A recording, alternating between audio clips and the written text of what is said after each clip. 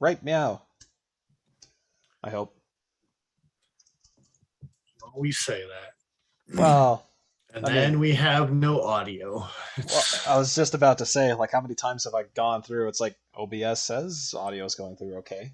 I'm receiving it. It's being sent. Yeah, I don't know. I think you did do it this time. This time. I mean, what more can we expect, really? That I do it correctly this time. And now we're gonna have that expectation every time. I think the expectations are too high already. Like on Examinator. You mean like 3 minutes into the stream? Is that what you mean? Like expectations are already too high. Something like that.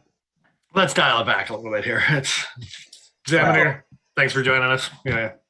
Technically, video's only been going for a minute, but at least as far as YouTube's concerned.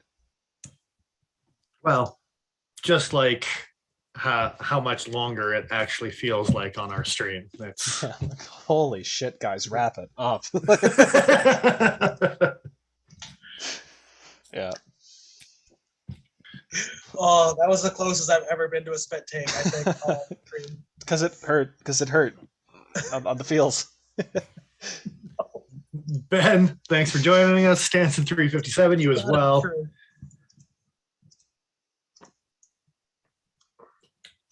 Cheers, guys. So yeah. Reader's Choice Awards. If you had a red in the 3 days that they gave you to vote. Yeah, because that seems like ample time. They used to like advertise and like help promote. I think somebody forgot this year. Sent out some emails to people saying, hey, Reader's Choice was going on. There's nothing. Like Joe was mentioning, I wish we could find the info of how many people voted per category, how many votes for each knife. Yeah. I would love to see that data sheet. Yeah. I want to know who voted for the Quark other than Paul. Yeah, who voted for the Quark other than Paul? I had to go and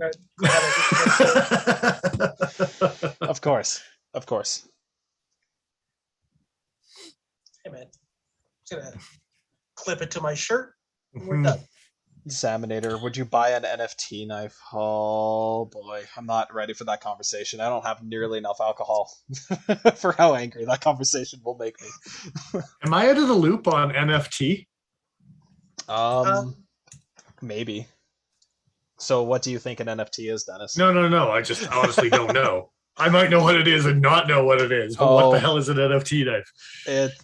I think it's a hypothetical. I don't think it's an actual thing, but an NFT would just be like an image. It stands for like a skin.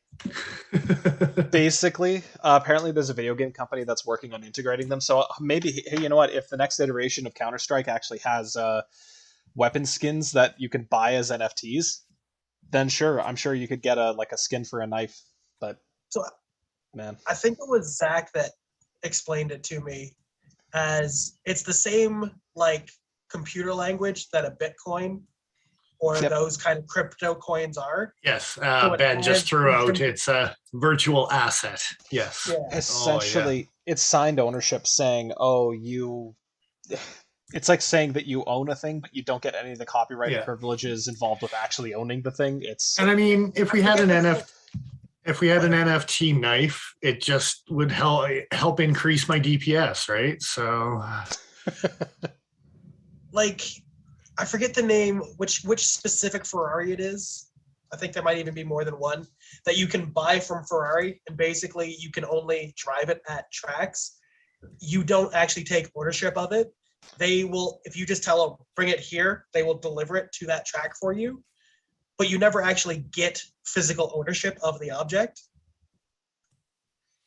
And that's what these kind of feel like. I'm going to start selling my knives in that fashion. Yep. Tell me where you need them to cut.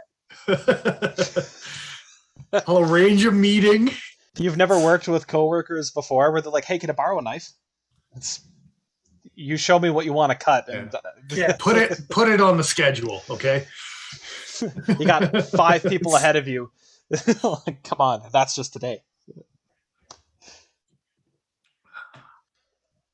So, in short, no, I would not buy an NFT knife. There's no way you could make it cheap enough for me to throw money at it. No.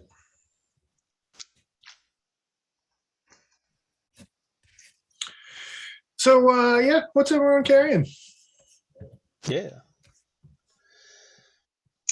Both in the comments and apparently Paul with Pena. It's Oh, yeah. Rocking a Pena today. Yeah. I am rocking a Pena Trapper X Series, made by Riyadh. It's delightful. Yes, it is. Has the action broke in much since you've taken ownership, or has it remained about constant? It's about constant. It's never really like it came to me pretty nice. Fair Get a enough. really crisp D10. yeah, and I mean, it doesn't have stripped out screws, so you can tell it's No. not a Kershaw. The screws are really nice, actually. They're like super flat walled. There's a lot Right. of really good purchase Yeah, with the screwdriver. Yeah, that's a couple of videos now on Shabaz's channel. I've seen him talk about shallow screws and little like less than ideal engagement on Torx. It's a fair point, but Yeah, no, absolutely. It's just these ones are actually really nice, though. Yeah, we can see in that picture. Yeah, Actually- sure. I was actually gonna Okay. say, are those? It's T8 for both the body and the pivot screw, or is it T6 on both? I forget exactly how small that knife is in hand. Pretty small. T10. T10 for both. No, T10 for the pivot, T8 for the. Oh, okay. Well, that's deceiving because it looks like it's the same. Yeah. They sure do, right? It's interesting. Examinators with the Cut Jack in D2, Black Frost, CT308, Super Freak, and the Sea Snake, because, one for each hand and one in your throat. I mean, Only if you're not careful. and Ben's rocking the vintage Ireland Sabre 644. That's a mouthful. Old school pocket knife. I bet you it's much smaller than the name is. Probably about that size. Stance on 357. I just finished lubing my squid. That's a I don't- fantastic sentence. I But, don't know if that he's actually telling us what he's carrying tonight in that sentence or not. It's exactly, which is why it's a fantastic sentence, and I thoroughly enjoy it. I know we've said it in the past, but let's keep the chat knife related there, folks. Come on. Lubing my squid. Calling it your squid is just not. It's not What? ideal. Would you prefer calamari? It's after he's done, right? Oh well, there's a circumcision joke in there somewhere, but before we get there, Before we get, it means we're going to get there eventually. Before we get there, let's put the business at hand here. yeah, You oh, heard the absolutely, terror in my voice, right? yeah. So Joe, what are you carrying? It's a nice, relaxed day at home, so I'm carrying, bare essentials, just the Spyderco military, something nice and easy to carry around and cut little packages open. In all seriousness, though, this is a really lightweight knife, so. What, did you guys talk about the pictures that you were going to make before No. you actually said like, Absolutely not. good Lord. But I had a good laugh. I had a good laugh about it. Actually, I was like, I'm not going to say anything. I'm just going to, because I'm sure Dennis will say something. Like, I got to send you another picture here. Just a second. Are we going to start coordinating our photos from now on? No, you guys already are pushing the limits. Aw, we can't go for 3 for 3. No, there's no way. That's So fair. Well, fine. you How about- didn't polish your G10, did you? I did not. I left that from factory. That's the right choice. But anyway, yeah. I may not have made that choice with the broken skull though, and I think it was the right choice for this knife. But with the military, it's not quite so aggressive, so I kept it the same. Is it weird that I wouldn't change my broken skull, but I did do my para 2? Really? No, I think that's the right choice for the broken skull. That knife deserves to be grippy. Deserves to be an outdoor knife that you eat on. And making it all slippy is the wrong answer. I call this slippy. Like, the texture is still there, but it's very reduced, of course. Yeah. It's not like... Well, Paul did my resilience a while back. That is pretty polished. That's definitely slippery. But because of the contours of the handle, it's less of a problem. I agree, though. This with a slippery handle is a recipe for disaster. But just with how straight everything is. But anyway, since you said your photo isn't as matchy-matchy. No, like, I actually tried. I mean, sorry.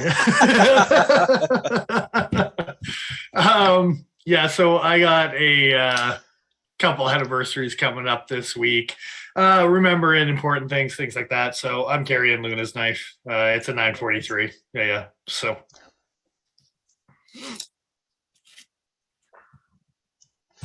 Yeah, I actually put some effort into that shot. It's not like Paul. Still wasn't happy with it, for the record. I had the little Christmas deer in the window in the background. There's just a stupid truck in the picture that ruined everything. Do you know what the background in my photo was? Jumping back for a second, it looks kind of felty. Oh, is that the green felt? Yeah, so you just blacked and whited it. Oh, you bastard. I didn't even clock that the first time around. I'm like, I don't know what that is, but all right, almost kind of matches the carbon fiber a little. I turned off the saturation and I was like,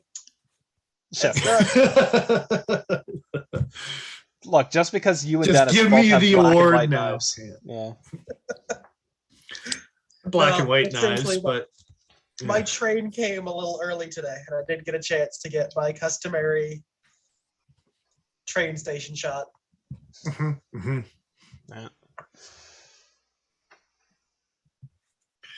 All right. So yeah, good times. Indeed. Any other? I think my chat's a little behind. Anyone else saying what they're carrying in chat, or have we gone? No, we're good. Yeah. Cool. You're digging for straws. I don't know. I don't even know what that means. Did we talk about Ben's 3D printed karambit trainer? We did not, but yeah. That's fancy. Well, when you grab a karambit this year, you'll still cat yourself, Ben. It's going to happen. That's showing a lot of faith in our viewers, huh? Yeah. No, it's a karambit. You don't get yourself at least once. Yeah. Get yourself just like that, because that's how it's going to happen. I'm surprised you haven't yet, Joe. Not with this knife. So you can Melissa backwoods it up for a while. It'll be fun. It's.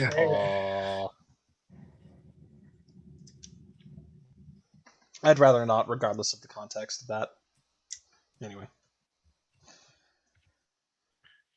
Yeah, Zaminator mentioned Cutjack D2. Yeah, still budget knife. Should be budget knife of the year when it came out, but I'm pretty sure CRKT had the handle on those awards for a couple years. So, yeah. I'm not saying one of them. Someone's pockets. I don't know. The Blade Show is sponsored by We and Savivi. We and Savivi like to win awards. Coincidence, you say? It's Insert the fry. Shocked Jeff here. Yeah, Knife News with the Reader's Choice Awards are not sponsors by We and Savivi. So they're a little bit more impartial. Just a little bit. Not really. Are you suggesting that my Quark's not going to win?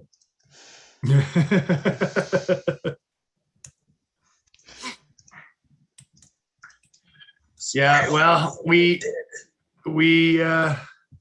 do know that you like to bling in the new year, so it's got to wear something around the neck. Hey, look, I'm Italian. It's gonna happen. What can I tell you? If not a dagger, then what? A Quark, obviously. Yeah, As if there was ever a choice. it's Italian bushcraft 101. Thanks.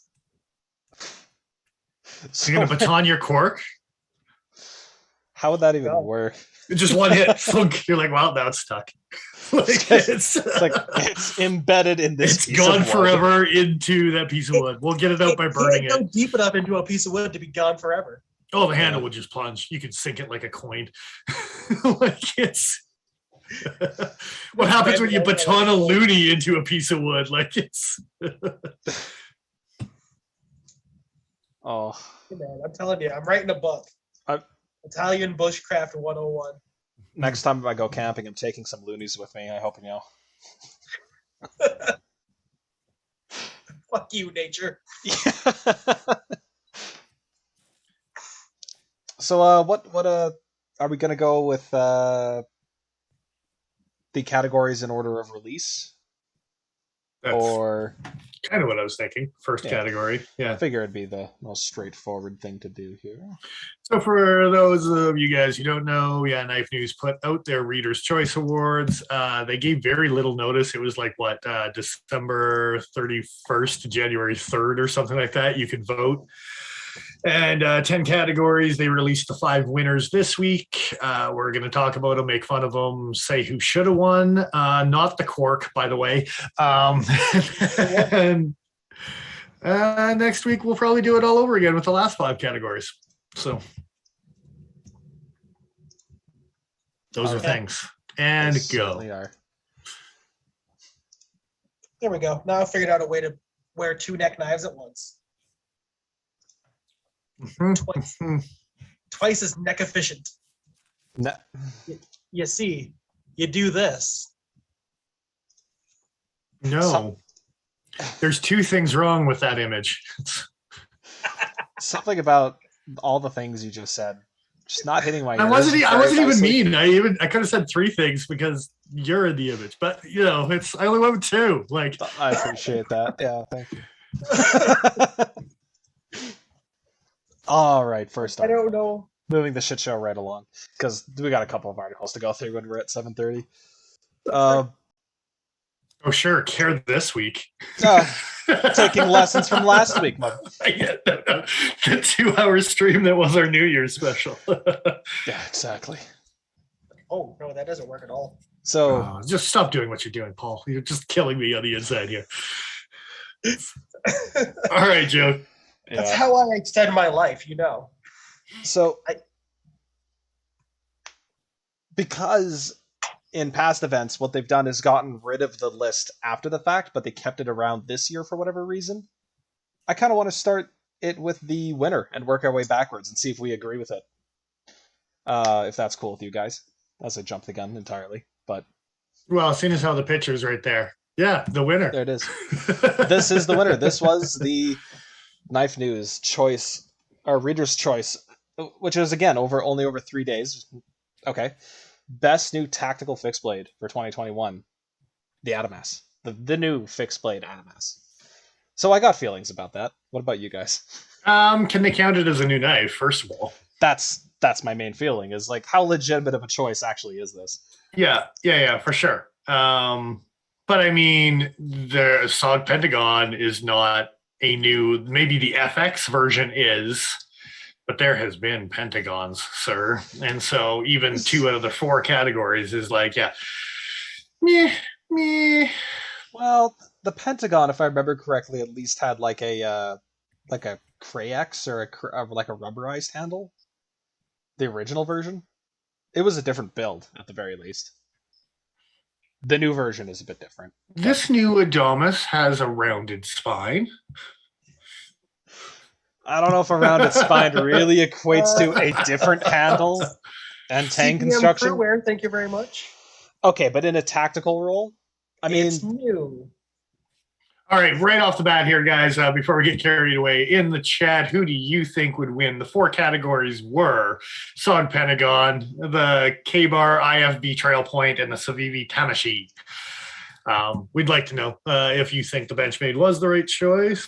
We'll have I don't those know what options. these three sons of bitches feel about the whole thing on who should have won, but So I'm just going to put this up here if you need to take a second to open them up in different tabs like I did. So that's the spelling for all of them. And here's some pictures. Here's the Civivi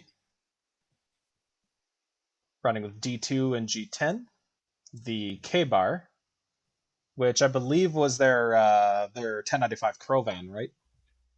yeah. They kept with the tried and true. Yeah. Yeah. And then this is the SOG Pentagon FX, which I'll still argue is considerably different from their older version of the Pentagon. But Yeah. So those four is what we got to work with. Now, first of all, we've got like two different price point categories for all of this. So a little bit. That's the other thing to go through is like putting all four of these knives. And yes, I guess new for 2021, but are they? So, I mean, at this point, you could probably dig a little bit deeper. So, because yeah. Anyway. I want to let any viewers come to their own conclusions here. At least about like the Adamas is basically the Adamas. It really hasn't changed apart from I think the stock thickness, and the old fixed blade had not a saw back, but like a toothier kind of back to it, didn't it? Or am I misremembering? For the Adamas? The old D2 fixed blade, yeah. It wasn't. No, it was pretty much what you see here. Swedgy, harpoony, yeah. They had a half serrated, but this one I think you can half serrated as well. Right. I feel some kind of way about a half serrated fixed blade, if I'm being completely honest with you. How's this for a half serrated fixed blade? I realize this is a. Can I bring this up? Is it going to let me? Yeah, it's an Amazon picture, but there we go. So this was the Pentagon that I'm familiar with. Different handle construction, different blade configuration. It's got like this weird grippy jimping right before the sharp portion where you're supposed to stick your thumb. It's a thing. Why are you making me want a SOG? Because this is actually one of the very few SOGs I would actually buy if I could find one at a decent enough price. Just for, it's ridiculous. For the record, that's not half serrated. I know it is half serrated, but that's not. I know what you're talking about. Yeah. And I mean, if you just got what was the old cold steel daggers, they're just a better version of this anyway. For the Taipan, maybe not the Taipans, but also the peacemakers. Peacekeeper. I can't remember which one's which. Black Frost could probably spout it out in the chat. He's got one. I want a Taipan. I guess it is the Peacekeeper. Is this cheaper? Oh, sorry. Is which cheaper? Well, they're both discontinued, so they're both at. Oh. So I don't know what the running price is. Yeah. But anyway, so regardless as to the conclusions as to whether these were legitimate entries or not, you have your choices between a single dagger out of all the entries for a tactical fixed blade, which I find kind of funny. Then a bunch of clip points, pretty much. Yeah. And well, seeing as how the K-bar is literally called a trail point. Clip point, trail point. This one kind of has a. There's a swedge on the back of that clip or trailing point, but yeah, it's a trailing point. What's it's kind of got a Quaking thing going for me. Which one? The Civivi? Yeah. Yeah, kinda. Yeah, Hisatsu, Quaking-y, kind of whatever type of style to it. Yeah. And also like D2s and K-bars and 8CR. Pentagon all of a sudden jumps up to their new S35 on that guy. As well as the Benchmade. I don't know. I hate to say that I don't dislike the new Pentagon for sure. It's. Yeah. Can we put that back up on screen again? Oh yeah. The new one. I don't hate what they're doing here.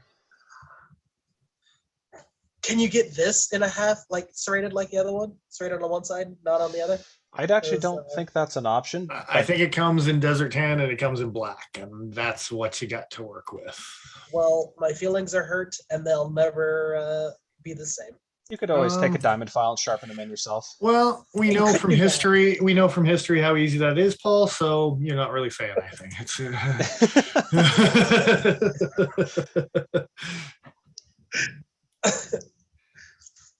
Oh, Oh man. So I will say that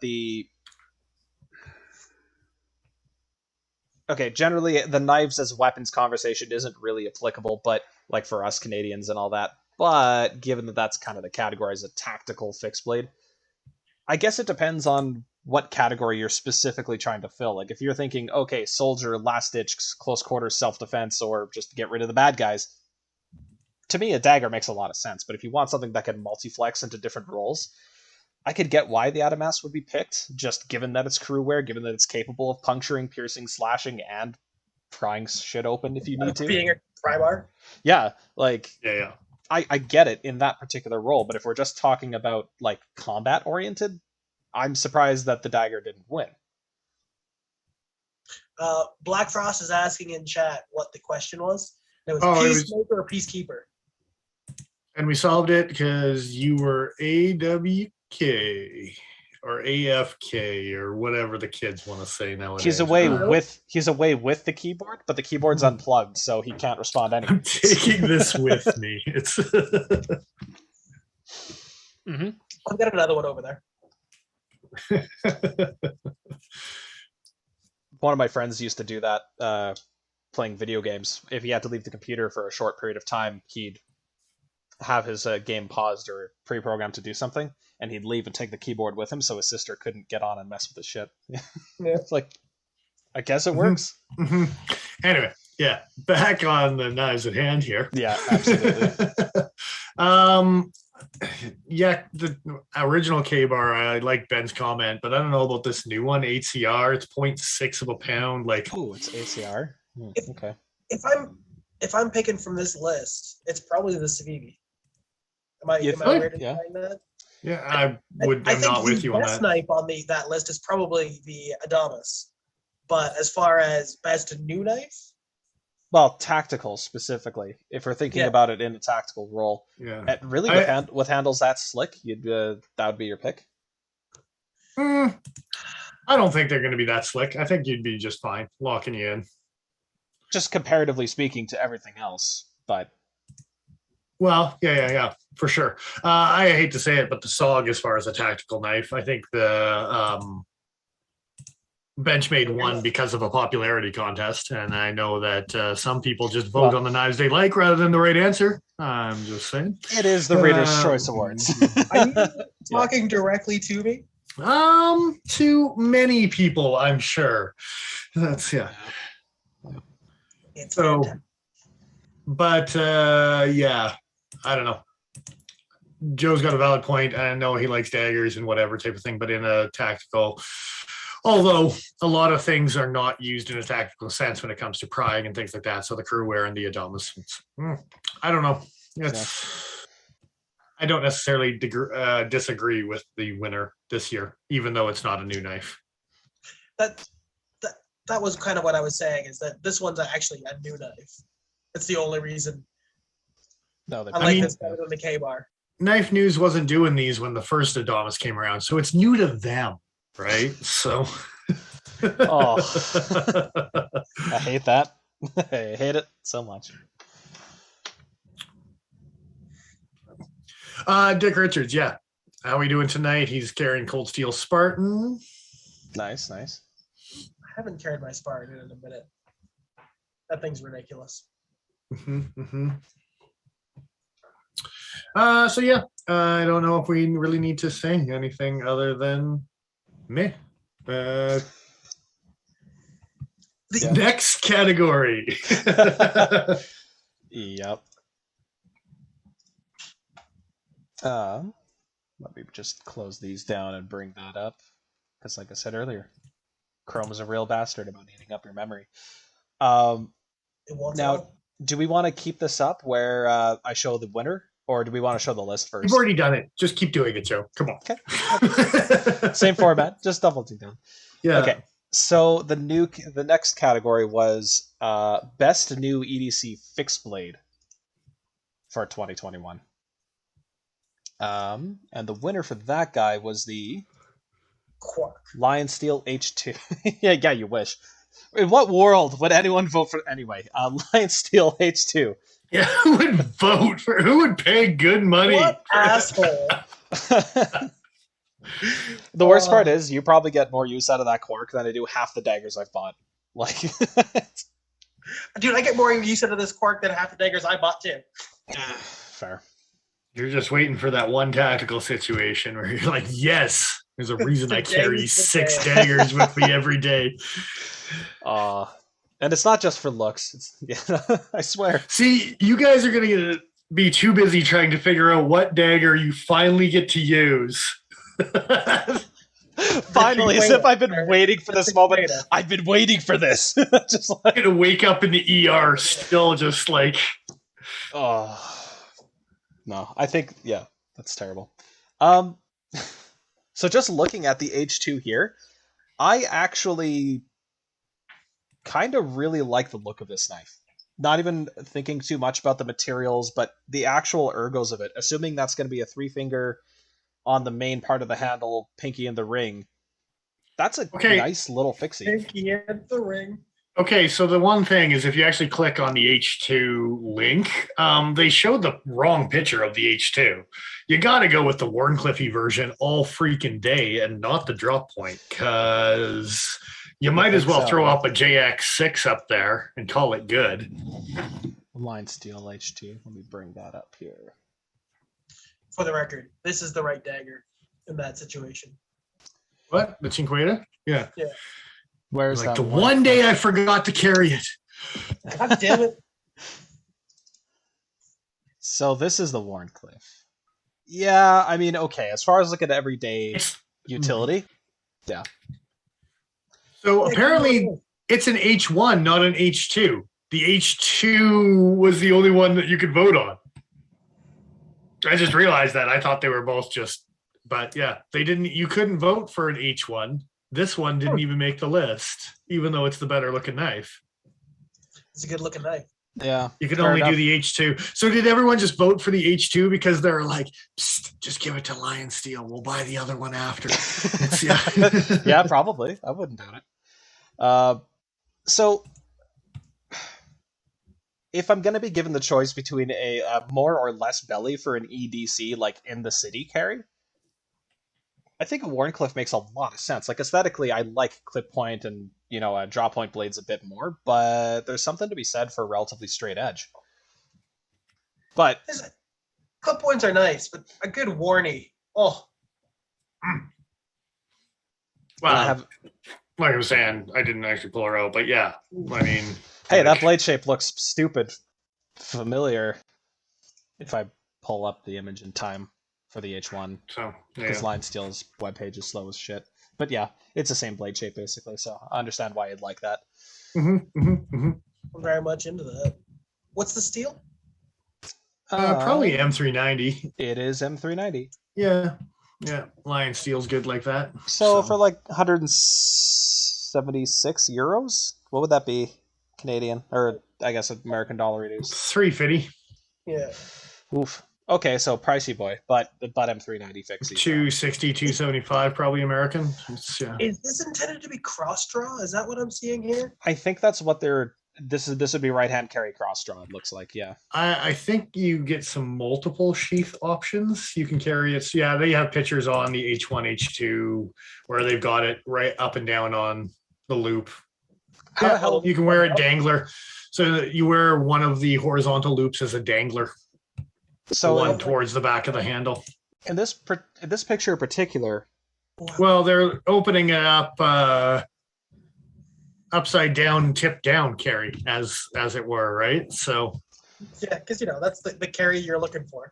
Yeah, for sure. Situation ready.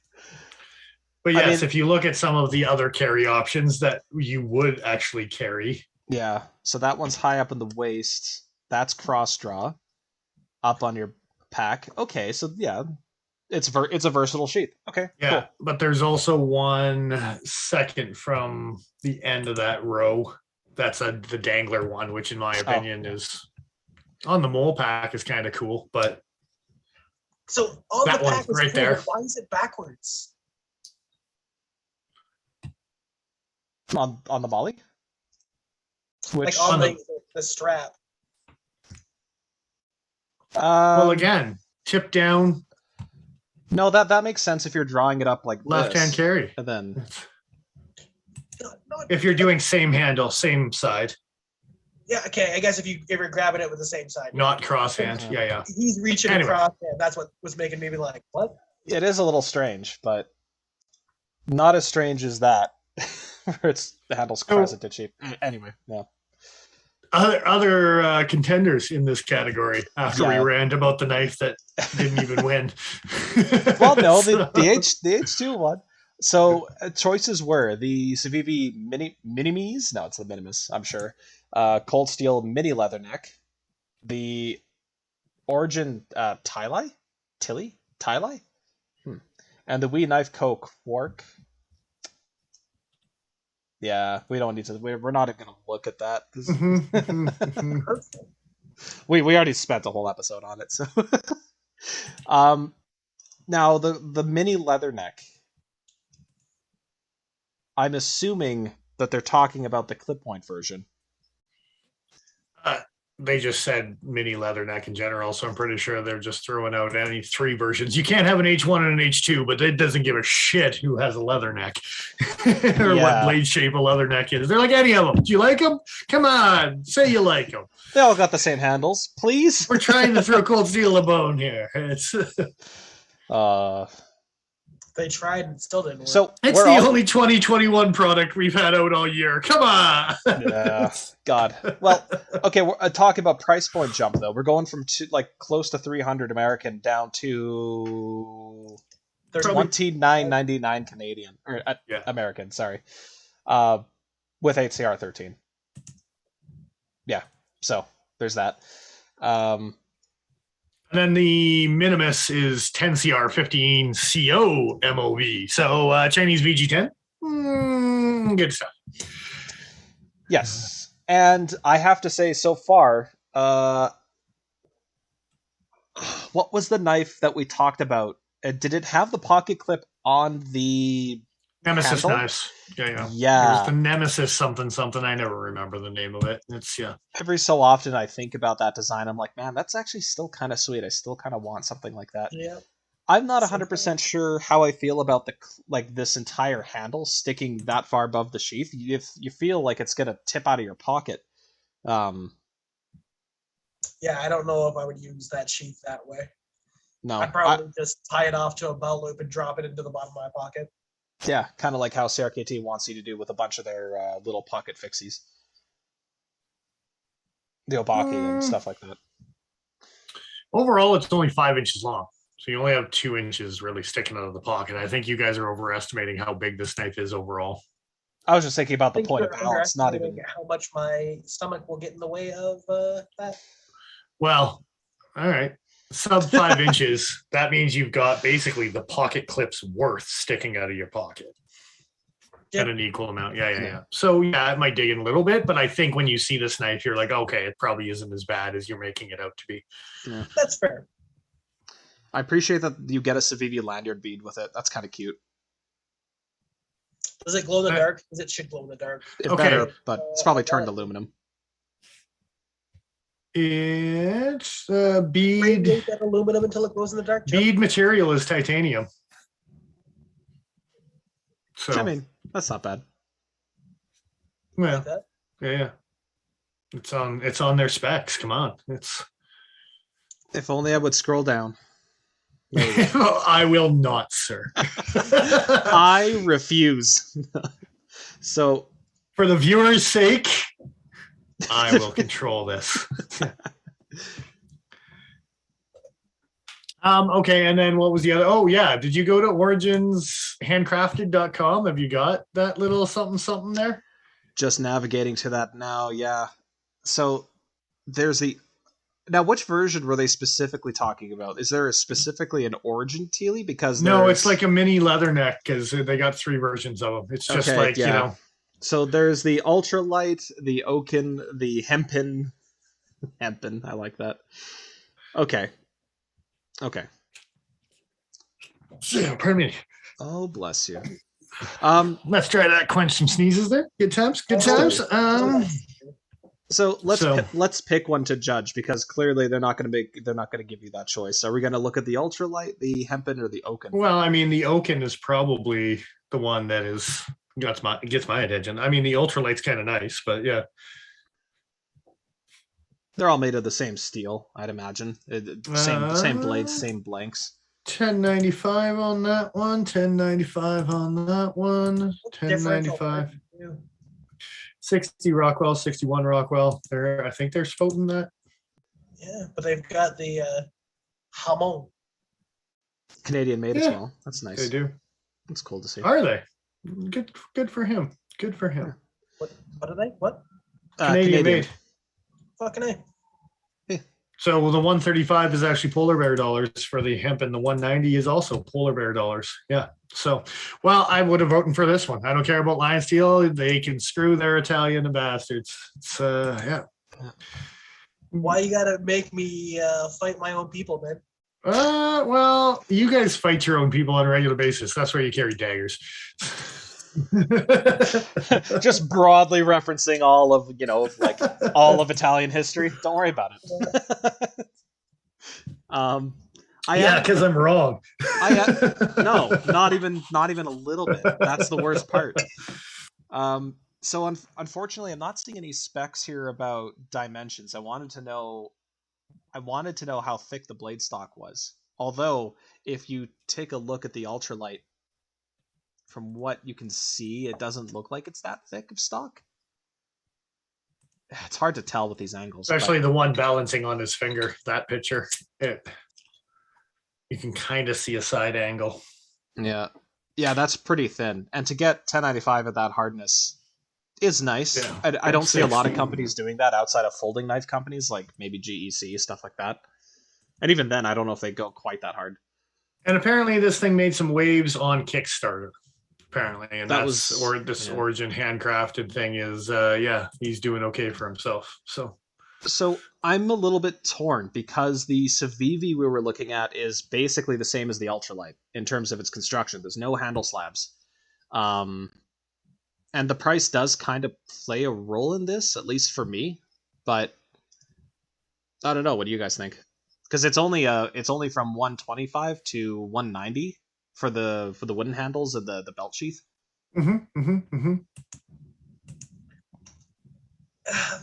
I do like the blade shape, specifically that kind of one.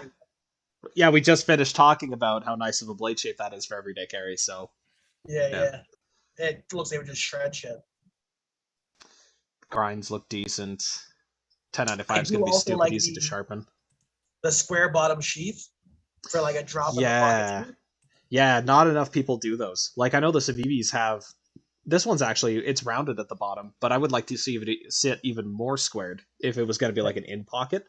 But this guy with the leather, it's going to be a little bit thicker. It'll help stabilize in the pocket. I'd like to see more stuff like that.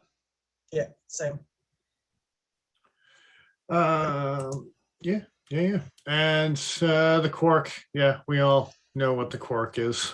I'll bring it up anyway, just to be nice. Awesome. I mean, awe-inspiring. Like, I'm in awe of how much effort they put into such a small knife. But I mean, I gotta be honest. The thing that I like about this knife the most is coming up with this idea of using the split rings to tie larger lanyards to small knives. Because I was not going to be able to do this otherwise. Scaling on this website continues to be weird. I think the Quark without a fairly decent sized lanyard on it is kind of useless, if I'm being completely honest. I was going to say, wouldn't you just find that the blade tends to rotate in your hand super easily as you're trying to cut stuff with it? I'm going to be honest, I never tried. I immediately tied a lanyard on it and was like, this is better. It's just like immediately, like, I'm not messing around with it here. Like, your intention is to kind of pinch it like this and then put your finger on the back of it so you can hold it in place. But, so Ben noticed the Civivi Tamashii had a tech lock on it. That's pretty slick. Tech locks are okay as long as they're not protruding from the belt too much. That's the one thing I've noticed is you can get it like where all of a sudden there's, depending on how the sheath sits and how flat it lies type of thing. It was the Tamashii, not the... Yeah, I realized halfway through. Like, Minimus. wait a Yeah, second. yeah. That's the other thing. Yeah. We're doubling back just because apparently Ben really, really likes the Tamashii, so he's just stuck on that one now. So the Tamashii is actually a pretty cool looking knife. I don't know. Again, maybe not my pick for that category, but it's still cool. It's all right. Doesn't do it for me. Anyway. Fair enough. Aesthetically, I really like it. But you like the Quakeney and the Hisatsu and the crossbones type of style to it anyway, right? So yeah. As much as I sure do. Yeah. So the one thing I will say in the Quark's favor is that this truly could be an EDC knife. Like for how small it is, it's legal basically everywhere that it's legal to carry a knife. It's 20 CV. M390? M390, it's 20 CV. Well, there's a lot of countries that wouldn't consider this a knife. Like that's just it. But as far as like something you could have literally every single day and it not be even a conscious thought just because of how small and lightweight it is, sure, it's got that going for it. So I could definitely see why it might be a pick for some people, but I don't know. I feel like I'd rather carry a folder if I was going to get something that small, you know? I will say I have used it, and it is quite functional. It is more functional than I expected it to be. Yeah, that sounds about right. Yeah. So again, throw it out to the... as much about the meme to me as... For the gram! Yeah. So again, we're going to throw it out to the viewers. Out of those 4 choices, what would you pick? Bring up the list again if you need a quick refresher. The Minimis, the Mini Leatherneck, Lion Steel H2, which did win, the Origin Filet, the Wee Knife Quark. I can't believe you voted for the Quark when the Filet would just so obviously kick the crap out of it for EDC. So. I'm gonna be honest. I didn't look. I saw Quark and clicked and moved on. That's funny. Never looked back. So, well, I looked at every other category except for that one. So like I voted with my wallet already, so. Yeah, exactly. I'd be an idiot not to vote for the knife that I bought. Oh, that's terrible. And I don't even know about the whole mini leatherneck thing. They were a bit of a letdown, I gotta be honest with you. It didn't do it for me. I wanted to like them. I really did. And I did not. So, yeah. Especially the clip point and the dagger. I wanted to have one of each. And it was almost as soon as we got them in, I just held them and I was like, man, this sucks. Not the knife sucks, but like the amount of disappointment really sucked. I think, we all talked about the fact at one point I thought I was going to buy all 3 just to have the collection. I have not bought one. And I just got a better dagger as a neck knife. Well, I'm not above carrying 8CR if I like it designed enough. So it's not just the steel. It's not just the steel choice. I'm above it. But you still carry 1095, so it's okay. Yeah, you bet. Let's talk about the companies that make those steels and the reputations that they have. Oh yeah. Paul and I were actually talking about that, I think yesterday or the day before. Yeah. We're getting a lot of Tilly in the chat, so. Oh well, we got a lot of Canadian boys. I got to be honest. After we started to look at their stuff, I've been looking at Origin Handcrafted website as we've been chatting this entire time. They make rings too. It's kind of cool. So, yeah. But anyway, the Tilly, I think just because the Canadian, I didn't even know about them up until this point. I think, I kind of have to go with them. But, I mean, if you could vote for the H1 instead of the H2. Yeah. I mean, I should almost just throw out there, just because Fisk hasn't joined us, that the Sabenza 21 should probably win this category. Yeah. Best DBC fixed blade. Well, you know what Fisk would say. The way that CRK is going, they're gonna eventually come out with a Sabenza fixed blade anyway. So what's the point? But they're gonna model after the 31, so he won't buy one. The 31F. You can't tell me that I'm wrong. It's if they did that, he would not buy one. Good times. Good times. Yeah. I think I echo Dennis's sentiment here. The Origin is possibly the more interesting out of the bunch for me. It comes down to either that or the Civivi, to be honest. This thing's chisel ground, isn't it? Let's flip through the photos. Does it say? If that's the only option, I'm out. Really? Not a fan. See, I don't mind chisel ground. Depends. I've got some really super traditional Kiradashi that if you double beveled it, it would look weird as shit type of thing. That's completely. And you get a finer cutting edge. Part of things. I like the look of it just fine. Yeah. I don't like using a single bevel knife terribly often because usually they're put on for aesthetics in a right hand where it looks nice when you're holding it, but I want it to be the other way around so it cuts the way I want it to. I understand for sure, but I have to say when it comes to that, for the types of cuts you'd be doing with a knife this size, I don't know if it would really matter to me all that much. If it's shit, like if I bought one and it showed up and it was chisel, I don't think I'd be disappointed. The Chili is double beveled. Is it? Cool. Yeah, because if you look at the one picture in the hempen where there's 5 there, if you look at the second picture with the orange one by itself, that's 2 different angles. Sure is. Very nice. So then I take back my previous complaint. But I was looking further down because he's got Kiradashis and stuff like that. And those ones, I'm like, I hope they're chisel ground. It's because, Just for curiosity's sake, let's take a quick look. It's not the chisel ground that I don't like. Tell. It's just I wish they put the chisel ground like that. Those Kiradashis. No, the chisel is on the right side for me. The Kiradashi, at least the skeleton dashi, it looks like it's hollow ground on both sides. But that's cool. I like a super deep hollow grind on both sides. Anyway. Yeah. Yeah. Hollow grinds are the shit. All right. Next category. Unless Paul gave a dedicated answer, I can't recall. To what you would, Paul, which option? A Quark. I voted Quark, but if I had an option, I probably would have voted either the Origin or the Lion Steel. Okay, fair enough. H1 over H2.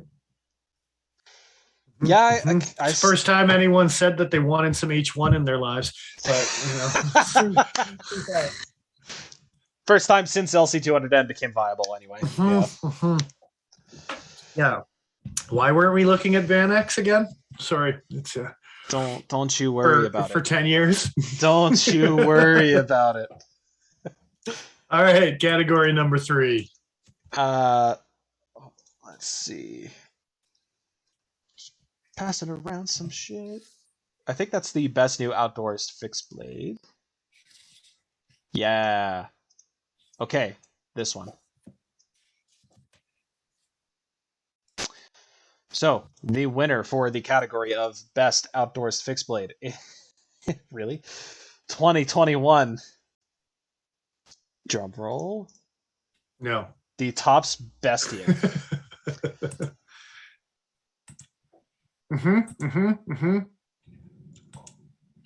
That's some things. That's is. Yeah, it's a boomerang. That's a less efficient kukri. That's what that is. They may have been trying to go for both of those things. Really, this was the very best outdoors fixed blade out of all the options for all the things. What's that? So I enjoy your candor. I'm not saying that it wouldn't be fun to use or that it wouldn't be effective, but really, out of all the options available, this was the top choice. just surprised. I don't quite recall what the other options were on this. So Oh, there's several to choose from.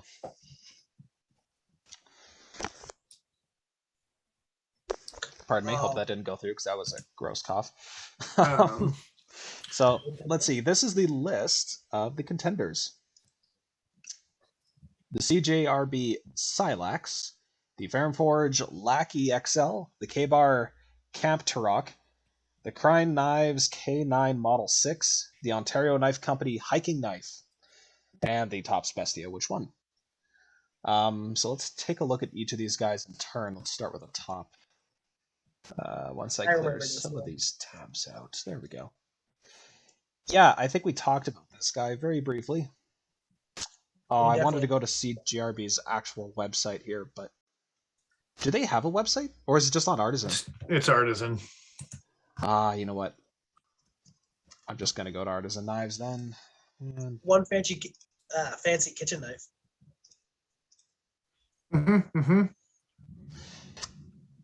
Yeah, so I do not hate the aesthetic on this thing at all. I'm going to bring up the satin-bladed one because I imagine that's the... Yeah. Oh, yeah, I forgot. It's that...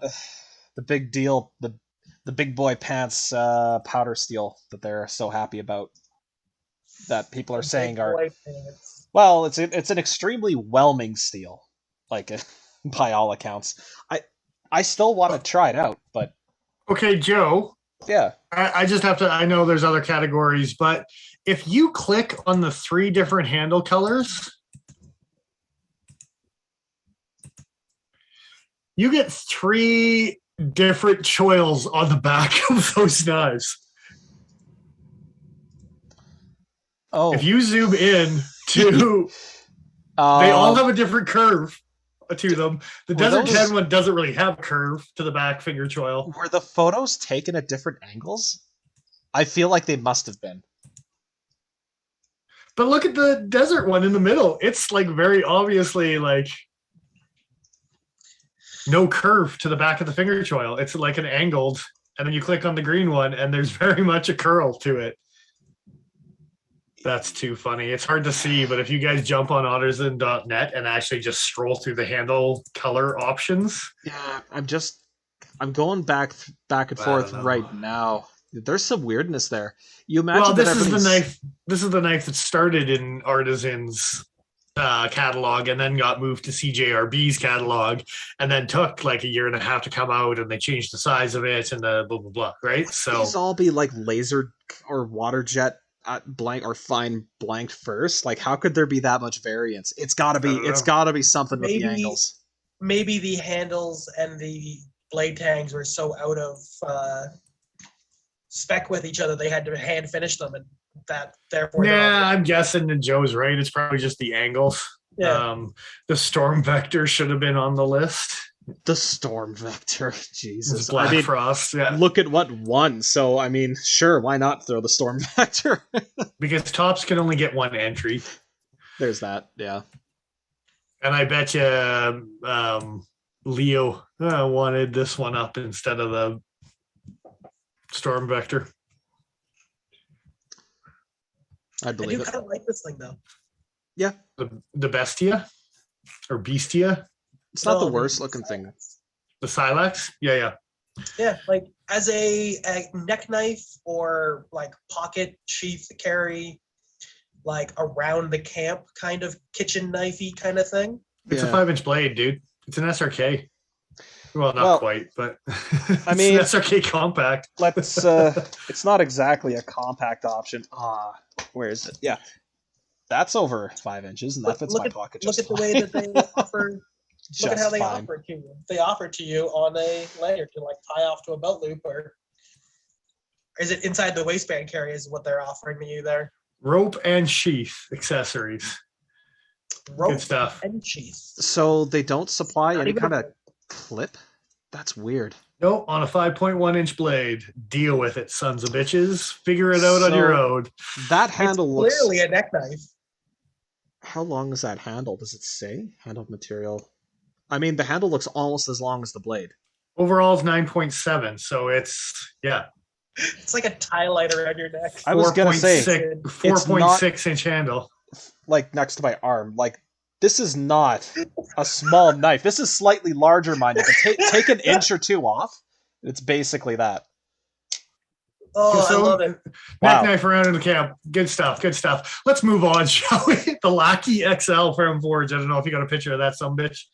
I'm gonna bring one up right now. Don't dare me, man. Come on. Somebody said something earlier about a Quakeney. This kind of reminds me of a Quaken blade. Very gentle curve along the entire edge. Mm-hmm. So Actually, you get a choice of either 9CR18 or D2. So okay, that's kind of Are nice. we looking at a real knife, or is that a computer-generated image? That does look like a real knife. But the quality of the photo is a little bit blurry, but it looks like it's real. They just got a hell of a light box or something. Eh? Yeah. I'm going to assume real just because the sheath, the scabbard here. Okay, so Snap-in Kydex Tech Lock or Dots Lock or whatever. Oh no, that's their Civivi branded. Yeah. So no, not a neck knife on this one. They've got two lanyard holes at the end. You know what? I'm done for tonight. Quitting out early. And you get your choice of black or green. Okay. Is that Joe? Do you want to kick out a spammer, please, Joe? Oh yeah, we can do that. Sticking with your Bradford Guardian 3 with M390. I held a 3 for the first time the other day. I got to admit, I think I'd want a 4. I don't mind the 3, but it was a hint small. Is that lanyard tube or lanyard hole really close to the edge, or is it just me? It's kind of close, but I don't think it's like too close. There's probably 2 millimeters worth of. Oh no, maybe not. I thought there was a bit of more of a shadow. Yeah, that is kind of close. I mean, on a fixed blade, it's got to be a decent amount of steel back there, though. So Ben mentioned it was a Faco Tech Lock. So the best part is if you read in the description, it's a Bob Terzola T-clip. So yeah, apparently Terzola, the Faco Tech Locks. Yeah. What's this Ben, one called? Bob, you guys sort it out. What's this one called again? The Lackey XL. So I'm Is assuming this it's Imagine- Lackey. Did Terzola do the whole knife? No, just the T-clip. That's his. I know he was talking about a CVV knife recently on Instagram, and I was wondering if this was the one. Well, the Tamashi is a Civivi. Yeah. With Bob Terzola. Yeah. So. Kind of a paring knife looking thing. Kind of. But it's one hell of a steak knife. Yeah. Mm-hmm. Curious about the. Wouldn't be bad. Anyway, let's continue on to the options here before we deep dive too much onto each knife. Fair enough. The K-Bar Camp Turok. Because they had a regular Turok before too, didn't they? Yeah, I think it was a 4-inch blade. This bad boy's an 8-inch blade, so it's a Recon Scout size. Come on, K-Bar. Your website is just chugging tonight. All right, I'm not waiting for that to load. Oh, maybe I am. It's like the internet from '97. I wasn't a big fan of the Yaros or whatever handles. They've made 2 or 3 different ones with these brown handles, and they're just like a hard shell plastic kind of thing. Isn't that what they did with like the BK series? All hard plastic shell. Same idea, different ergos, but yeah, it had that same material to it, and I'm not a fan. I don't think it's as big as, but it kind of reminds me of the Ungulus. They make a Ungulus. They make a Ungulus 2 that's an 8-inch blade. The Ungulus 1 is a 10-inch, so this, very much a Ungulus 2 type of thing. If you can play with injection molded materials, I feel like you should always be trying to put some sort of texture into handles, just as a general rule. Like outside of maybe kitchen knives, it just seems like the thing to do. And to not see it here is a little disappointing, but it does look like there is some contouring, like some meaningful contouring at the very least. It's not like as flat plain G10 can be, you know? Anyway, All right, that's the option. Tom Crane, K9 Model 6. I don't know what you brought up because it's kind of tricky to find, but Knife News actually has a post about The Model 6. Yeah, I just found that as a second. Actually, that's a pretty good picture, so I'm just going to leave that there. Yeah, honestly, that's the one I was looking at myself is we're not infringing on any stupid website that might not be ours. Cutting edge, that thing. Yeah, follow it. Anyway. Ben knows way too much about tech locks and blade techs and patents. Holy crap, dude. Like, yeah. So this knife just hot calling the kettle black and all that. Yeah, that's but racist. But hey, blade steel's D2. It is, yeah, 6.7 ounces. It's a thick little boy. God damn. Yeah, chonky. Okay, so there's definitely a philosophy difference here between people who would like to carry a small, chunky fixed blade for hard, like the unexpected, difficult, rough, dirty, stressful chore, versus something that has amazing cutting geometry and fits into your pocket without much hassle. I don't know which camp you guys sit in, but I've flip-flopped pretty frequently back and forth between those two. Between which, sorry? Like having a small tanky fixed blade or a small slicey fixed blade. I see. I prefer slicey. I know you got some stuff that's just beasts for the size of it type of thing, but yeah. The ZT-121 comes to mind. That thing is ridiculous. Well, and you've got, what was that big, thick Damasteel fixed blade, that little tiny thing, but it's still just thick as fuck. That thing's not thick as fuck. It's slicey as hell, man. I don't have anything else in Damasteel. Maybe I'm not thinking about the right knife. Anyway, I thought you had a couple little minis that were like little beasts that are pry bars more than anything else type of thing, right? So I'm sure I do kicking around somewhere, but anyway, yeah. Yeah, for the most part, I'd want something thin and slicey. Yeah. So. Yeah, especially in this size, I think. Well, this one's a 3.8, so it's just on the verge of being able to 3.8 inch blade, 4-inch blade, of getting into that. Like you can pound on a little bit more, so some extra stock might not be necessarily the worst idea in the world. But yeah, no, I just personal preference. I like my small knife a little thinner and slicier, so that my big knife can be the chonker. Yeah, like I've got a TRC Splinter, and it doesn't get much slicier than that. Like it's less than 2 mils and still a 4-inch blade, right? So that thing is such a cool knife, though. Jesus, I still want to get our TRC because of that goddamn knife. Yeah, probably the closest equivalent now would be the Freedom. I don't even know if they make the Splinter anymore, but yeah. Either way, it's a sweet little knife. And then last in the category. I was just going to say very quickly before we get on to that, as a brief aside, if and when we do start doing some short videos where they're long-term reviews of stuff we carry and own, you should definitely do one on the Splinter, because that's a cool sell knife. Doing a knife review long-term that no one can buy, that's good for the clicks, for sure. Yeah, absolutely. Hey, the secondary market is a thing. I see reviews on discontinued knives doing quite well, so there's that. And it's close enough to the Splinter or the Freedom in specs. It's easy to refer the Freedom instead of the Splinter, honestly, right? But anyway, OKC Hiking Knife is the last knife in this category before we get derailed too much. Yes. I feel like this one was a weird one. They had to throw OKC a bone, I guess. They don't do new stuff too often, so you know. Remember when I bitched about super flat handles that were not injection molded? Yeah. Well, this is just my Carta from Ontario. That explains why it's super flat, yes. Like, okay, I don't know where you've been for the last 25 years, but not here, apparently. And do mine eyes deceive me? 420 high carbon stainless steel.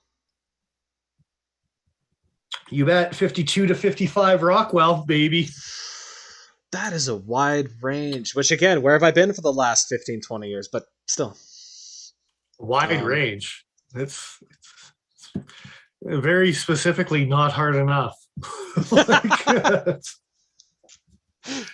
I mean, if it had a wide range, at least you might hope for a 56 or a 58 in that batch somewhere.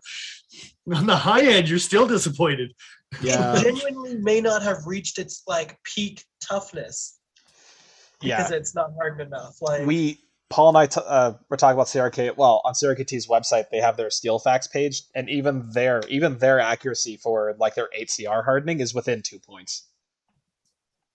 And there's Ontario over here. Just Ontario has had, I think we saw 52 to 58 in some of their catalog back in the day and stuff like that type of thing. Like they do not give a fuck what's going on. Like it's for me, put that's it in water.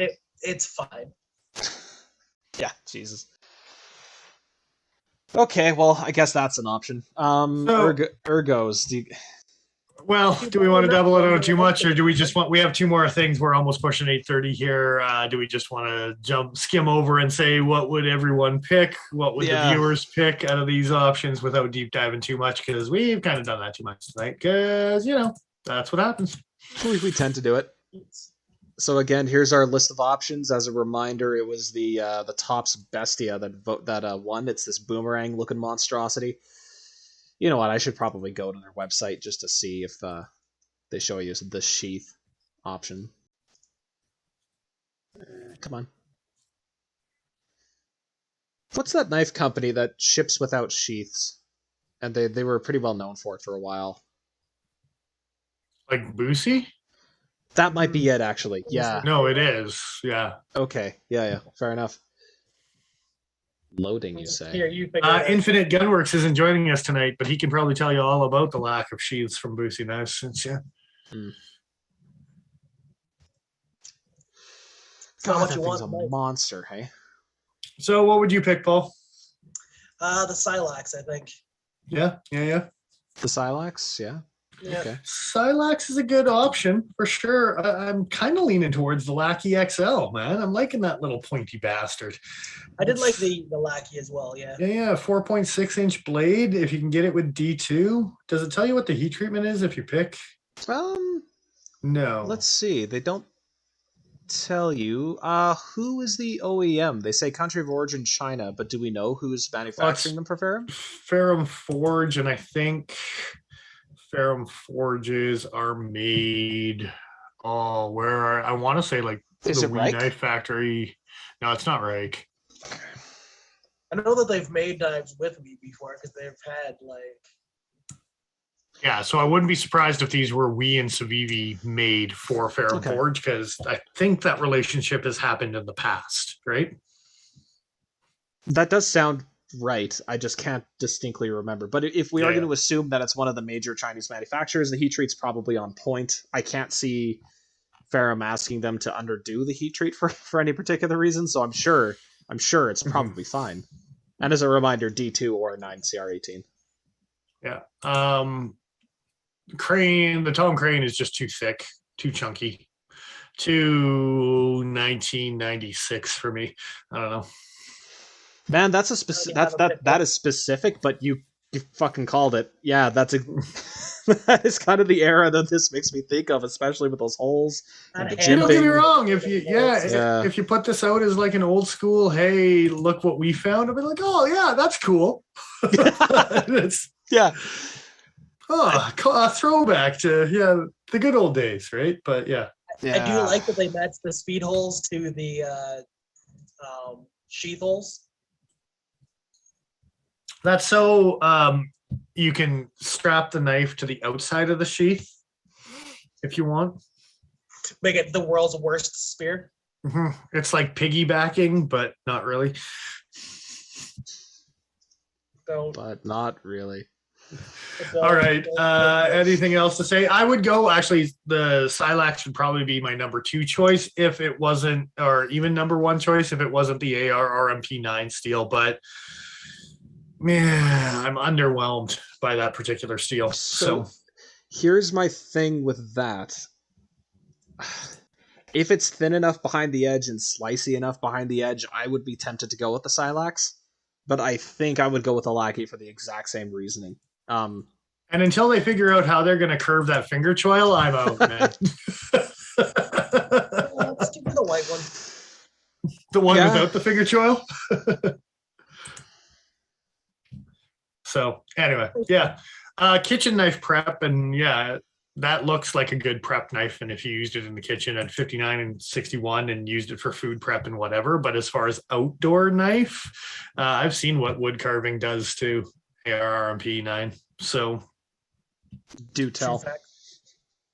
just underwhelmed. Has there been any follow-up to that as far as like being resharpened and just potential like a burnt edge or something? Or Resharpened, it's in use now. We'll know a little bit more in the long term type of thing, but I did resharpen it after it had gone dull. Haven't looked at it in depth since then. So that's yeah. But anyway, next category. So next on the list, go figure, talking about kitchen chores in the outdoors. Best new kitchen / culinary knife. Without the drum roll this time, we've got the winner being the Benchmade station knife as the best new kitchen culinary knife. Dennis is a Benchmade fan, so maybe he's okay with it. Actually, it doesn't look like that bad of a knife overall. No, I don't like it. I don't like it. Benchmade do better. Yeah, there you go. Attaboy. What's that? Sorry? I said it's not my favorite looking knife, but I can see it being super useful in the kitchen. Yeah, you bet. I've got a little mini Santoku that's like a little 5-inch that just I use the crap out of, and with this meat crafter style handle and the like little 5-inch whatever Santoku looking thing. But the blade height, the edge distance from the spine is quite nice on that, though, I gotta say. Yeah, that's what I mean. I like that nice chopping knife, and then the fact that they came down to just such a fine point on a fairly short chopping knife, so you can take a tomato, core it, and then chop it up all with the same knife. I like its function. I don't like the way it looks. Well, and okay, so here's the other thing too is they like came out last year and won Kitchen Knife of the Year with the Meat Crafter and fancy micarta handle just like this one, an S45. And then this year they come out with it and they're like, no, 440C or 154 CM or CPM one, blah, blah, blah, blah, blah. Yeah, anyway, it's the same shit. Anyway, yeah. 154 CM in a kitchen knife seems like a pretty okay choice to me, but it is, but the price point on this thing still reflected S45 premium prices, and they were like, yeah. And you can upgrade to CPM, yeah. When they're downgraded, Meat Grafter was CPM, right? Yeah. Bit of a kick in the nuts for sure. Stanson 357, the Tom Crane works for me, and the 80s were great. That's awesome. For those of us who know Stanson, that's the perfect answer, dude. It really is, yeah. Yeah. Absolutely. I didn't say it was a bad knife. I just said, like, yeah, fits right in back there. There's certain designs where it's like that was of an era, to be sure. Yeah. There's a reason I still want the Cold Steel Outdoorsman with the Sanmai. It's not because I think it's going to be a useful knife for me. The Outdoorsman's so good looking. It is. Anyway, do we want to skim through the contenders in this kitchen knife category? Let's do it. Are you aware that we got them back in, Joe? Yeah, I saw it. I handled it. Like, man, I gotta buy another fixed blade before I buy that one, though. What's the other fixed blade that you need to buy? The one I set aside because it got cheap. Oh, yeah, okay, gotcha. Because things. Anyway, yeah. I need that in my life. So the first pick was the Benchmade Station. The next up is the Tops Filet Knife, because Tops is doing kitchen stuff now. Apparently, they've been doing it for a little while. But yeah, I got the slicer dicer. Come on, stay with that was 4 years ago, man. What's the frog? Frog Market. I love that knife. For the record, I like this knife. It's a good looking fillet knife, man. Also CPM 154, and I bet you it's not as expensive as a station knife. Let's see about that. 240 American. Still up there. Yeah, it's not cheap. There you go for an idea of scale, just in someone's hand there. If it wants to look. Okay, and it's a cut and trim knife. It's not necessarily a fish fillet knife. That is a different thing. Because it doesn't look like it's a flexible knife. It's meat crafter-ish in stature type of, yeah. I was just looking at it from the wrong perspective. I like it more now that I'm looking at it in the correct perspective. Anyway, other contender.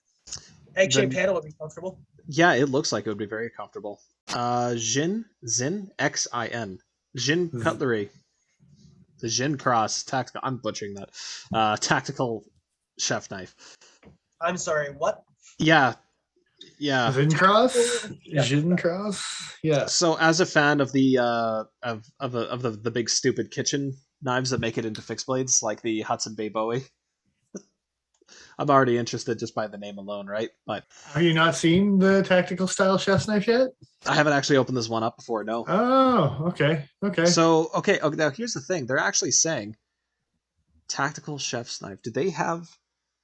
So it's a Ken Onion. It's a. I was just gonna say this looks like the that Shun collab, and it comes in a variety of different finishes, but only in the 8.3 inch size range. Yes. What makes this tactical? I'm not sure what the bolted-on blade handles? stock. Yeah, G10. You can get carbon fiber, leather sheath. Doesn't look like there's a belt loop on the leather sheath. So I get to belt carry my chef knife? That's amazing.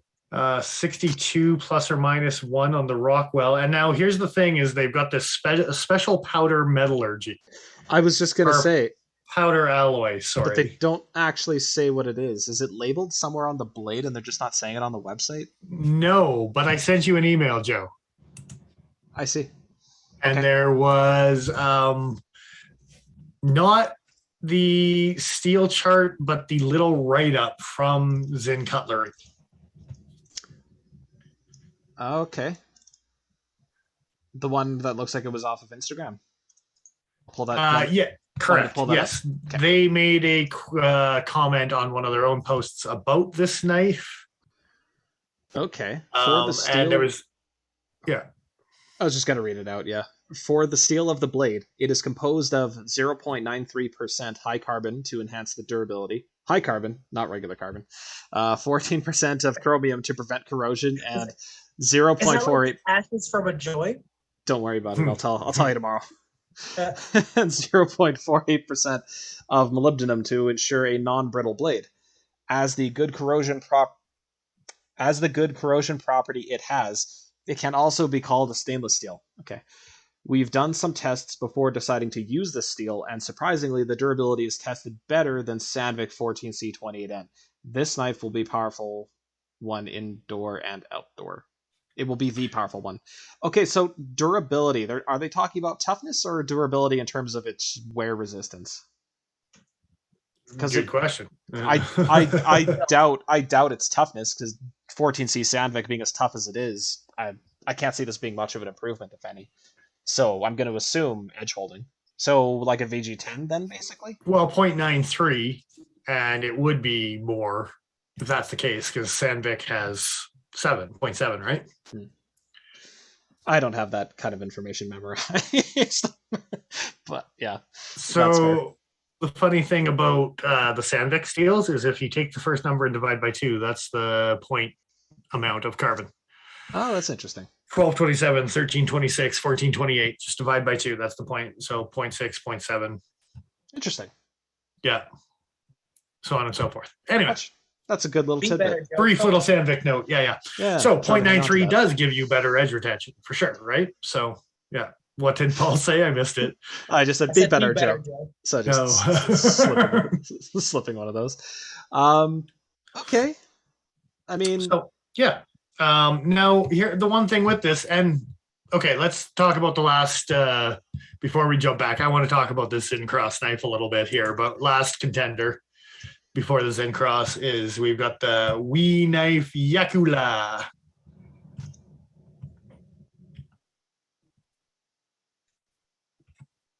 I didn't realize Shun was doing a collab to make a paring knife with Wii. Not quite, but that's just a cute little paring knife. 4.5 inch. Yeah. I like it. S35.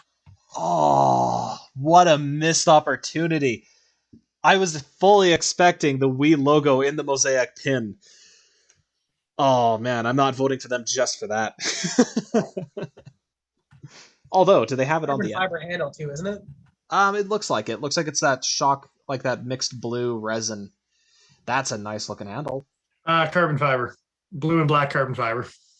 Yeah. Like that. Did I say my card? Yeah. Oops. Do you get a choice between bolster material? It just looked kind of yellowy in the first photo there, but Titanium bolster, so they might have had some sort of bronzing, anodizing, something. Anyway, yeah. So those are the four. Those are the four knives for the categories for kitchen knives.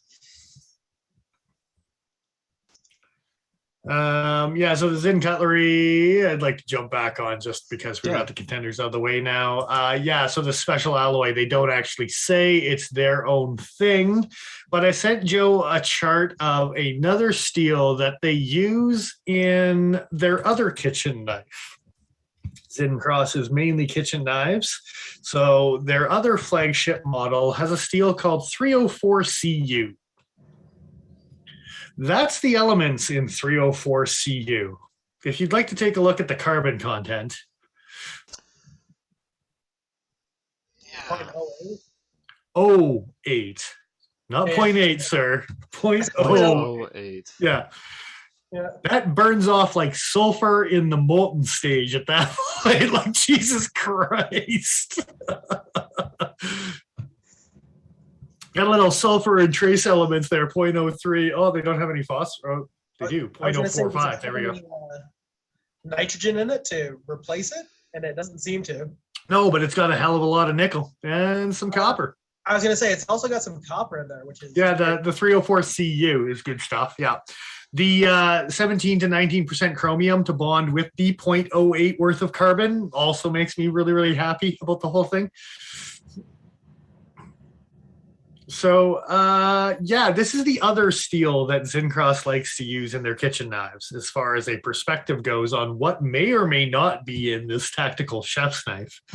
Well, they're claiming better wear resistance than 14C, so radically different from this what else they use. But I'm just like, it just made me chuckle that when I looked up Zincross knives, this was the steel that came up originally. And then I found the little clip talking about 0.93% carbon, which again, significantly better. I think you're working with, like S30 kind of realm at that point, right? So. Right. Maybe not quite, but close, right? On its way at the very least. That's 35. Yeah. So, anyway, it was neither here nor there. I just thought it was kind of funny that these guys have this proprietary steel, and the other steel they use is literally like a copper-based steel, because that's cool. I mean, maybe they're making the the tusk. Is that what they were? The which? In the middle? Oh, who even knows? They've been rebranded. I don't know. Yeah. Who knows what they actually are? Yeah. And I'm way off. S30 is 1.45 carbon. I just had to look it up. I was like, I don't think that's right. But anyway, 0.93. Yeah. So let's still pretend like I know what I'm talking about here. 1095. Yeah, that's true. That's true. Yeah. But yeah, so out of those four, what do we pick, boys? What do we pick? Oh. Of those four. The Zincross, obviously. To be honest, it's not a bad looking knife. And if it claims what it claims it is, I mean. The Wee knife would fit my kitchen knife collection very nicely. Okay, not the best addition to your personal collection, but the best out of this list. Because I agree, the Wii looks honestly the cool Wii wins. As hell. It's the best looking kitchen knife that they had. Like they gave it to the station knife because they had a like meat crafter train going from last year, right? Yeah, the Yakula. That's right, Ben. That is the right answer for sure. That's what I'm saying. It's S35. I don't have one of these yet. Fair enough. I'm sorry. What? Yeah. What was that, Paul? I said I don't have a knife in this size yet. Like I don't have this specific kitchen knife. Can we style. jump back to Zinn for a second and just highlight the last picture on the left-hand column of the tactical chef's knife? I happen to see something that just was like, what are you? Every time you say the word sheath, tactical chef's knife, the sheath that doesn't match up with the handle. Hey, I'm guessing where that pinch grip is, those little flaps go over top of it, and the knife actually sits inside the sheath. But the way that they've put it in is like the worst cut sheath ever. Like you should put it into where the molding would end up going, right? Like that's ridiculous. Like that's like putting the bush lore into the sheath from Condor and just putting it up to the top of the leather and then leaving it there. Like sheath your knife correctly. Yeah, this is a photographer, a knife or a photographer, not a knife person. That's it. And that sheath looks like the thinnest, cheapest leather I've ever seen in my life, too. Holy. Like, that's straight up ply leather from the looks of things. Well, just looking at the deformation at each stitch. Yeah. Yeah. And like I said, I think those little bumps actually go up over where your pinch grip goes. But it's hilarious that they're like, we're just going to sheath this knife and leave 1/4 of an inch of steel to slice you. I have had people, though, when you hand them like sheaths that haven't been molded yet, only feed the blade in because they don't know. Yeah. And that's what this looks like. Or they're hesitant, which I appreciate them being hesitant more than just like ramming it in and slicing through sheaths. One spunny USN. I did say it jokingly, but honestly, I actually out of these guys, I think I would probably take the Jin cross. Jin. This I'm intrigued. I am intrigued. Don't get me wrong. So every time 62. Sorry. I said every time the word tactical chef knife appears, I lose a year of my life. All right. I'll make sure to put it on a recording just so we can play it overnight. You need to look at the top Slicer Dicer series because, again, like Frog Market, if that's not a tactical chef knife, I don't know what it like. That thing's just ridiculous. I love that thing. That should be a new Reader's Choice category. It's like I'm getting like heartburn. All right, next category then. Let's push this train rolling here. Joe was saying something before I interrupted him. Oh, just noticing that they're claiming a 62 plus or minus 1. Mm-hmm. That's not a bad thing. No, I'll take it. With the steel that they're claiming, with the the claim properties. Cool, I'm interested. And hey, it's not a rip off, but it's pretty reminiscent of a certain knife that I couldn't get my hands on now for any decent price. So sure, why not? Well, Ken Onion had the Rainworks series even that you might even still be able to buy. It wasn't from Shun. It was some other company. I think the company was Rainworks that had a Ken Onion series knife that looked very, very similar to this. So Zin Cross, what was it? Rain Cutlery? Rainworks? What did I just say? You just said Rainworks, I think. Yeah, I think it's Rainworks. Yeah. You could look it up if you wanted to. But if you look at the two of them, I don't know why they're not suing each other, but you two fight. It's just briefly before we go to the next. Oh yeah, okay, yeah. That's basically what they did with the Shuns, and basically what they did with this guy. Well, the chef knife in particular, a little bit different. It's a little bit different. I was gonna say actually, the main section of the handle towards the swell of your palm is quite different, but yeah. The blade shape itself has got some, I don't know, kitchen-y vibes to it for some reason. Go figure, right? Now, honestly, for me, it's the pinch grip area right in front of the handle that kind of mostly is the Ken Onion Shun series. Yeah. Anyhow, all right, last category. Let's rock it. All right, set that stuff up. Close all these tabs once more for the final time. So. Ben's trying to curse me like that, but why? What's he saying to you? He's saying he wishes. Hopefully, I've got a cat number of lives. Because of the tactical chef knife comment. Yeah. There's one more. One time's enough, right? You would think. And for the final time, this is for the category is best slip joint / non-locking knife in 2021. And surprisingly enough, it was the Tactile Knife Co. Oh, I've watched enough Shabazz videos talking about this stupid knife. I should remember how to pronounce this. It's not Bexar, it's Bear. The pronunciation is like to do with a place in Texas, I guess. The clay is silent? Is that what's going on here? It's just like that, yeah. It's like beer or a bear or something like that. The pronunciation's weird. It's kind of a good-looking knife, man. Yeah, it really freaking is. Have you seen any reviews on this, Dennis? No, not a one. Oh, I'm just shit. scrolling through the pictures off of Bexar's website right now. Or Okay, Bears, yeah. do you know how thin the Spyderco slip joints are? The all steel ones are on the shelf, like not the grasshopper, but the honeybee and those guys. Yeah. This is that thin. Well, I'm looking at, they've got a picture of it in hand, and it literally looks like they're holding, like it's thinner than my Swiss Army #1. Yeah, As far as so. overall, like it's a sliver of a knife. So What are that those thin, really 20 cb in titanium. budget-friendly knives? What's that? Sorry, Paul? I said, what are those like really thin budget knives? I think they're Pakistani, like they're Duck Duck or something like that. Oh, Duke. Yeah. This kind of reminds French, me I of Duke think. as far as Kind of like they're Or South almost in African? the same, almost in the same realm as like a Higo, kind of. yeah. It's pissing Slim, me off that right? I don't remember. Are the Dukes French or are they South African? I honestly don't can't know. remember. You're the one that's not going to sleep at night for it, so it's Fine. I'll look it up later. I've already moved on. What? So the cool thing about this, 20 CV or Magna Cut, just for the record. Yeah. A lot of Tactiles offerings are now being available in Magna Cut, including their Rockwall, which is like a liner lock looking version of this thing. But yeah, Magna Cut is a very enticing option, especially at no cost difference between the two. No, and then they do include a bunch of lanyard beads that you can also get for anywhere between $20 and $50, like zirconium for 40. That's not bad. I'd be tempted to go with either the copper or the titanium Damascus, to be honest. Anyway, cool. Very, very cool. And honestly, I hate to see who the contenders are because this might be my pick just without even knowing what the other options were. All right, so the other options are the Civivi Kiwi. We talked about that one a little bit. Yes.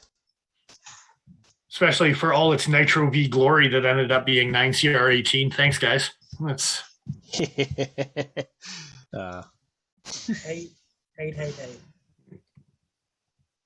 Yeah. And then Man. they kind of killed the knife for me, if I'm being honest. I'm not particularly interested in the all black, but I would take it over the jade. the black over the jades. Yeah. December hunt. I don't know if I did it at the beginning of the year or not. I might have got in at the beginning of December here, but yeah, we weren't successful, I believe. It was a fairly cold day in Nebraska, so to speak. So we got some game bird action potentially in early June, hopefully to get out before the 14th, 15th, whatever it is, next weekend. So one last kick at the can, hopefully. So kick that can. Not too hard, I hope. Anyway, other options. There was Who Knives. I don't know if you have seen these, but the V1 Blackout. Interesting. It's very interesting. A gentlemanly folding pocket knife. Load, damn you, load. Well, while that's good. Oh, there we go.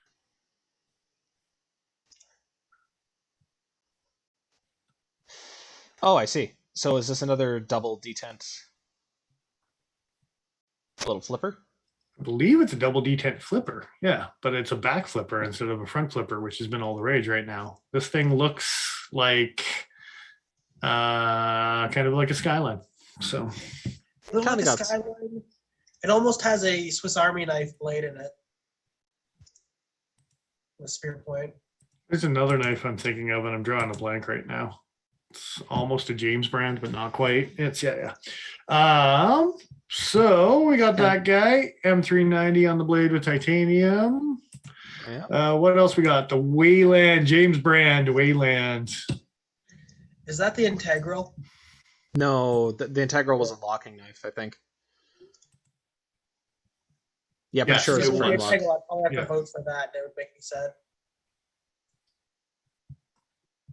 At one point, I thought the Wayland had a Damascus steel or a Damasteel version, but it's hella hard to find on their website. I could only find S35 versions. Yeah. That's kind of obnoxious how the text tilts. Oh, that's why. Is because hit the button says shop the Wayland, and all of a sudden the Damasteel pattern comes up on the blade, and it changes to S35 as it loads. So if you click up on the button that says shop the Wayland. Oh yeah, rosewood Damasteel. Okay. Then rosewood stainless. Black G10 black micarta stainless. Okay. It comes up as Damasteel, doesn't it? Yeah, very briefly. The image, and then it just clicks away, and then there's no option for that. So I wonder if it was a limited edition thing that they made to begin with, or who knows. Anyway, kind of weird. Yeah. I don't like how the liner is exposed all around the outside. That seems really strange to me in a traditional style knife like this. It didn't which, sorry, Paul? The liners being exposed I seems see. weird on this style of knife. I'm trying to bring up this photo of the lanyard hole here. Yeah, there we go. So it is a fairly thick piece of material there, relatively speaking. It looks like that wood actually is inlaid. Okay, that looks like actually better than I was thinking it did originally. I was gonna say I'm pretty From a okay with distance, that. it looked awful. Let's keep this train rolling here, boys. We got the Concept Bevy. Concept Knives is the other option. They do a lot of neat stuff, and they also do a lot of really weird shit. Mm-hmm. Does Concept have their own website? They do, conceptknives.com. Let's do that. There is some options that they are missing right now on the Bevy that are not there. It looks like if they're out of stock, they just don't have them up on their website, because I know there's like a natural JG10. There's a canvas micarta, I believe. There's a normal carbon fiber in the bevies. So they're offering this up as the platform then, I guess, because there's so many different versions. But it looks like they've actually deleted some of the ones that are no longer available, and they only have the ones that you can actually add to cart, which is super strange that they don't have the add to out of stock, notify me, whatever. What is going on with the one you just moused over? Is that berries? Snowflakes. Come on. Yeah. Get your shit together, Paul. It's Christmas. I can't see it. They also had an orange spider one as well. That was a limited edition, apparently. This thing is deceiving because I thought it should include a bottle opener because it's called a bevy. I see. Yeah. All right, automatic fail from me.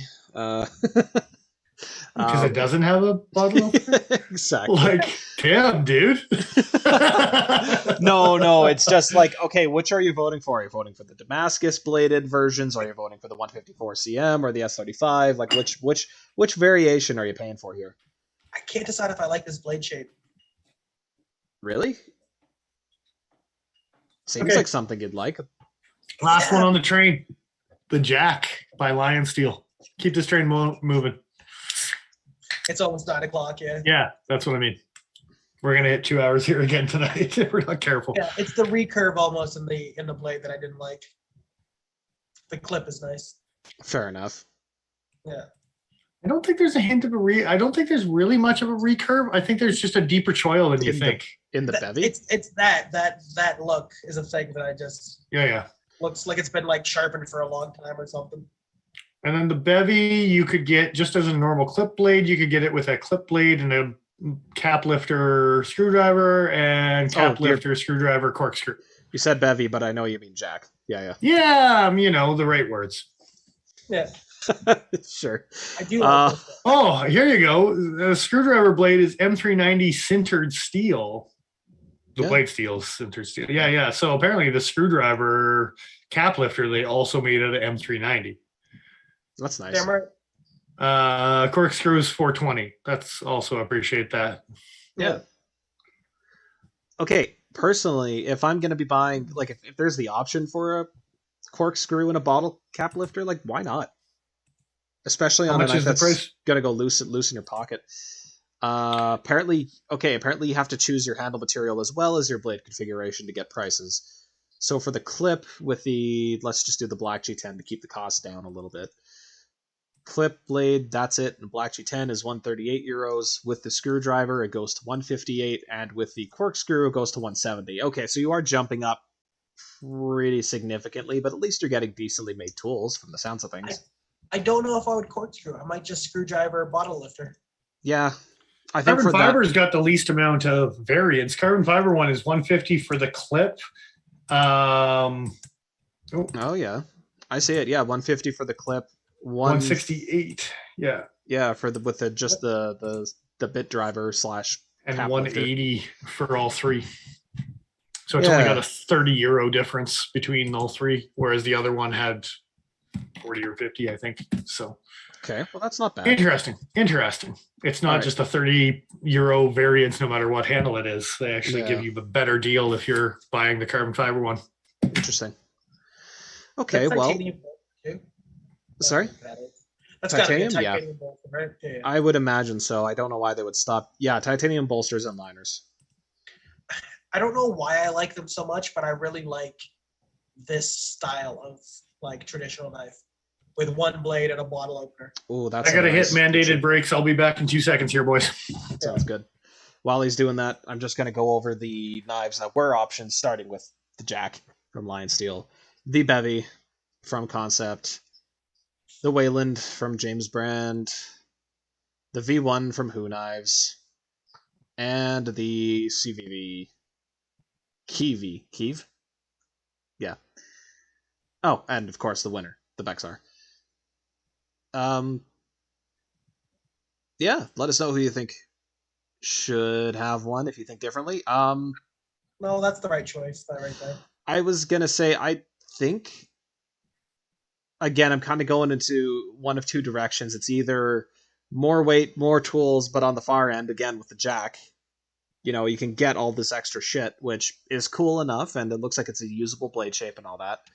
Yeah. Or you could go super duper minimal and end up with just like slicing performance. Personally, I think, Bexar, but specifically with the Magna Cut, I think for me is like, yeah. I mean 20 CV that thin, and yeah, that's super super nice as it is, but yeah. It's is it GEC was the cap lifter that they did that was that same profile with a blade and a bottle opener. I like that look, but I think this is the right choice. The Bexar or Bear or whatever you want to call it. Bear, yeah. Is that a $50 upgrade to get a lanyard bead though? If you're going for the fanciest, yeah. Yeah, if titanium is 20, copper is 20, bronze is 20. I guess you're just paying for the machine time, and the polishing time. Zirconium's 40. Yeah. Yeah. Yeah. Titanium Damascus. So, while we're waiting for in-chat responses, Dennis, I think Paul and I are both in on the tactile knife, the Bear. But what do you think out of all these options? Okay, well, I've looked at a Bevy a couple times. None of the options that are on the Concept's website right now, but okay. They had like a canvas micarta Bevy, and they're good prices. Like 112 American is actually kind of high on their website. You can find them for less polar bear dollars than that. I've seen Bevies in the sub $100 polar bear category on some Canadian websites and stuff. So yeah, black G10, green G10, blah, blah, blah, something. Yeah, micarta, carbon fibers. I like the Bevy, the clip point on it. Yeah. Yeah, I like the clip point. I just the choil or the sharpening choil. It's deep. It's deep. Yeah. It almost looks like it's a flipper, but it's clearly not. I don't want to overpay for a James brand. The back flipper with a slip joint seems not right. I don't know why front flippers with double detents are okay, but back flippers with double detents aren't as okay for me. I don't know. It's funny too because with a standard flipper, you end up with a finger guard, and on a slip joint, that actually makes more sense because your finger would stop it from moving in a much more safe way than just having nothing. But I still agree with you. It looks weird, and I don't know if I like it. Yeah. So Vivi's pissing me off and using the shortest route to get knives on market, which might mean not using the steels that they wanted to use. So I don't know. I like Civivi and Reed. Don't get me wrong. They're still coming out with stuff that I really, really like. But I hope that they don't start rushing things because their popularity is exploding because they're sponsoring DBK and Blade HQ videos and blade shows. And I hope that they don't compromise quality because everything explodes as far as popularity goes. I want to give them the benefit of the doubt and hope that it was 2021 was an absolute nightmare for anybody to get anything. And maybe they just couldn't get the Nitro V to make the knife that they wanted to. So they had to make a compromise. But at the same time, like, they made a Thug and knocked it out of the freaking park. I still love this knife. It's hard for me not to carry it. I think I didn't carry it once in the last 2 weeks. Yeah. Like, so. But S35 in titanium is something that We Knives definitely has an abundance of, right? Well, that one's 20 CV. Well, either way, 20 CV I'm is better all than that, but yeah. Are you though? Are you though? A little bit. There's a discussion to be had about me wanting to see more S30 and stuff now. I'm starting to miss it. Stanson Jack with the screwdriver and the corkscrew carbon fiber from Lion Steel. Okay, here's the thing. When it comes to Lion Steel slippies, they make a damn fine slippy for sure.